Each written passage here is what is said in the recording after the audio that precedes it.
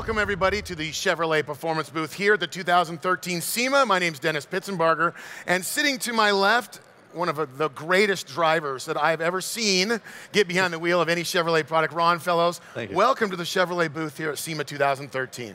Thank you, Dennis, and I'll get you to negotiate my next contract. Thank you. I'll do my best. I don't even know where to start. I mean, we have a lot to talk about with the new Stingray.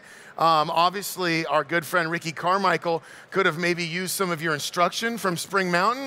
There's maybe that to talk about. Did he wreck one of my cars? I don't think he wrecked it. I think he killed some cones outside. Is the rumor yes. I've heard, but he took minor it in stride. damage. Yes.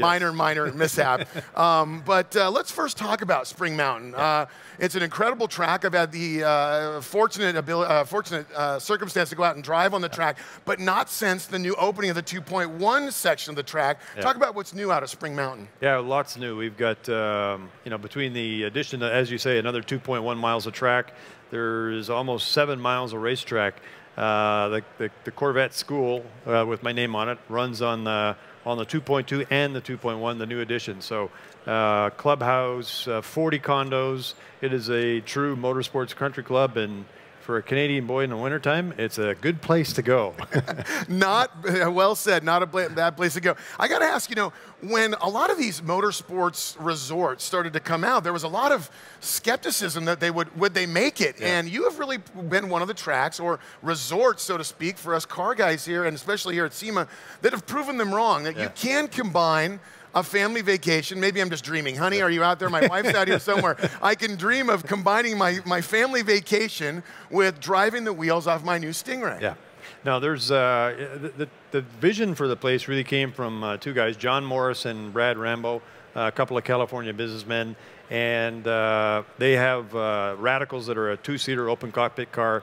That's a club race event that they have for club members, and the Corvette school has really taken off since we hooked up in October of 2008. We initially became an authorized ZR1 trainer, essentially, and that's how it started. And together with Michelin, we're now Michelin, one of our partners, and we're now the official high-performance driving school of Chevrolet, and it's the response has been phenomenal, particularly with the ZR1 program. It came with a 2-day school, and we're very proud to have hosted the majority of the ZR1 owners at Spring Mountain in my school.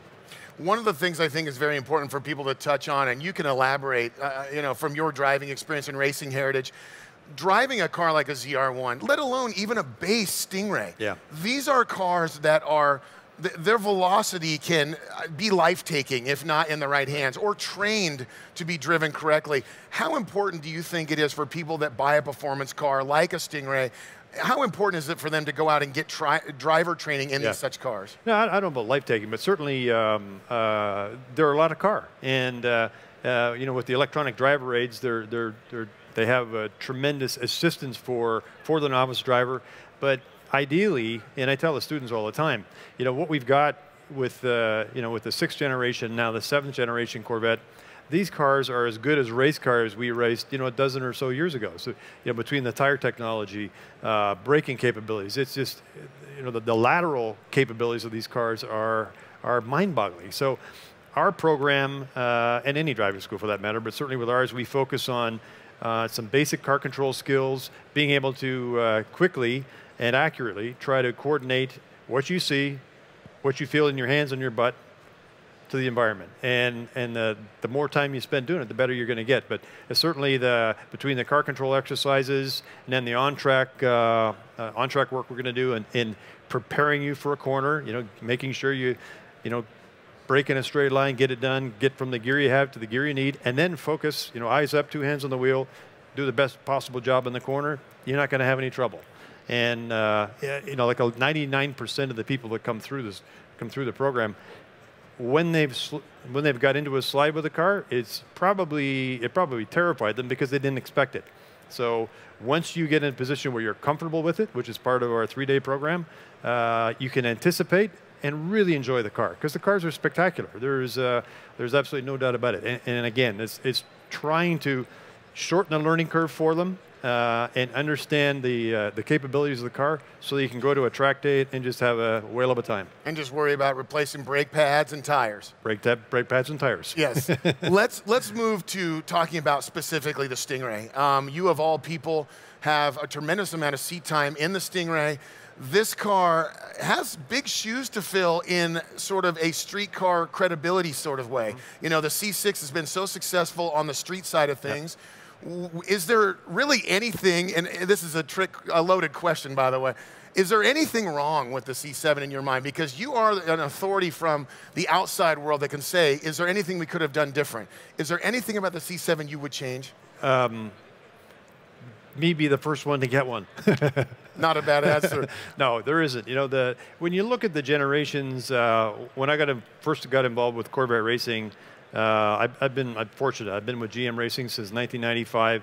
We moved from the Trans Am program into the Corvette race program, and the C5 was already in existence. But the great transition from the 5th generation to the 6th generation was the interaction between the race engineers and the production engineers. You know, asking you know, the questions. Okay, what do you guys need on the racing that, you know, we can add to the street car?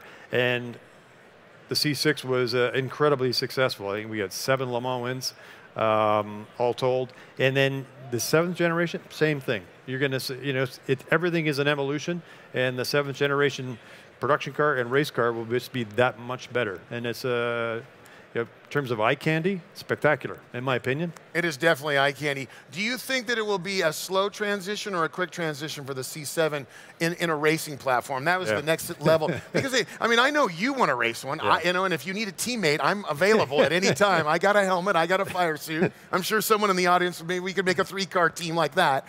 I'm retired. No, you're retired. Yeah, me too. Only until the money runs out or my wife tells me to stop doing it. Do you see a transition being very quick for Chevrolet to be successful with the C7 in a racing atmosphere? You know, there's no question. Again, you know, when we first started with the race program in '97, you know, the majority of the people are still there, and there's a lot of intelligent people on you know, within Corvette racing and within the Corvette production side of the house. The one thing that's out of their control is what the sanctioning body may decide to do. And this year, in clinching the American Le Mans Series Championship, the Corvette was the heaviest car, not by choice, with the least amount of power, not by choice. Again, these are is how it's the restrictions in terms of weight and power were set on the car because of the success. And that's the only thing that we don't have any control over is that sort of performance balance that goes on. Is it the right thing to do? Yes, it is. But it's just a testament to the success of the program when you can come out with a championship and still have overcome the obstacles of additional weight penalty and reduced power. But you know, that's the nature of the business, and it's super competitive. The GT class, I've never seen it this competitive, and great fun. So I know the competition is probably in fear of the Stingray. I'm sure letters will be written for weight and tire and engine reductions. I got to ask you, if you could kind of capsulize your thoughts on the Stingray, if you take your racing heritage, you take your experience in the cars, both street and on the track, and in being an instructor, is there a way that you could tell the audience out here, how would you encapsulate your thought of the Stingray and to close, you know, your thoughts on that? Well, it is just it's an awesome car. When I first saw it in red, actually the first one I saw in red, I looked at my watch, and the next thing you know, I'd been standing there looking at this car for over 20 minutes, just in awe. All the upgrades in terms of the interior, the seating position for the driver, all that's been upgraded. It is so much fun to drive, and a lot of thought has gone into the ergonomics, as well as all the performance side of it. It's a spectacular piece. Go get one. Well, you know what? You've touched on everything that has made the new Stingray a very successful car in its launch and will be for many years. You're talking about an interior that is world-class, a look that is world-class, performance that is world-class for a price that's, you know, pennies on the dollar to anything out there. So thank you so much. Thank you. I'm going to go back outside and drive some more. Wait a minute. Don't get off yet. On behalf of Ron Fellows, of course, Spring Mountain, go out and check that out. On behalf of everyone here at the Chevrolet family, we'll see you in the next interview. Thank you, Ron. Thanks, Dennis. Thank you.